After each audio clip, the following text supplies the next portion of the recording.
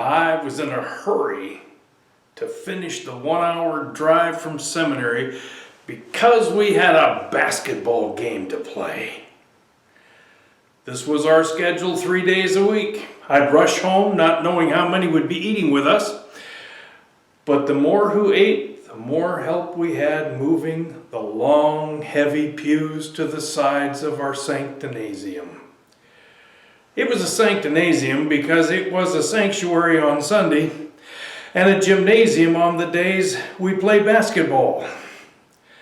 The long, heavy pews were donated to discourage the latter, but we were energized.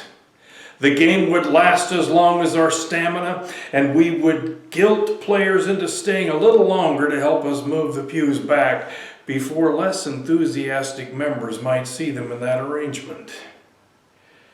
I was a full-time pastor, full-time student, and a full-time dad of 2 teens. On the days we didn't play basketball, I ran 7 miles on the streets of Warrensburg. That was then. Now I have 2 cobalt and chrome prostheses where my knees used to be. The kids are grown. In fact, our grandkids are older than the kids were then. I make my father's noise when I get up. And I notice that athletes move faster than I can think. At least I'm not as broke as I was then. But I know that will soon change as well. The wisdom that comes with living is not a hot commodity in our culture, and I notice younger people are making the same mistakes I no longer admit to. My story's not new. Every person walks the same path. The details may be unique, but the pattern is not. The words of the preacher have survived thousands of years, and they are a reminder of reality. The seasons of life. He said there is a time for everything, and a season for every activity under heaven. A time to be born, a time to die. A time to plant, a time to uproot. A time to kill, a time to heal. A time to tear down and a time to build. A time to weep and a time to laugh. A time to mourn and a time to dance.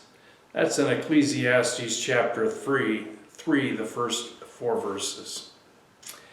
As hard as it may be to try to stop or ignore them, the seasons come and go just as they always have.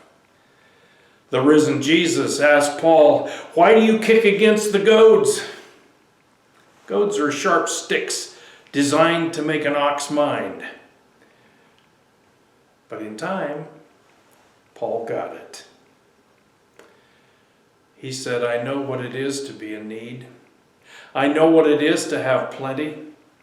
I've learned the secret of being content in any and every situation, whether well-fed or hungry, whether living in plenty or in want.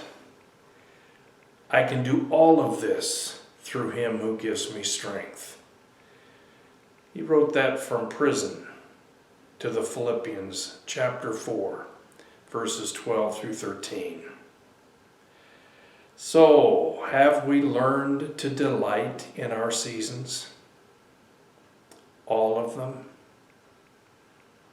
Have a wonderful day. Bye-bye.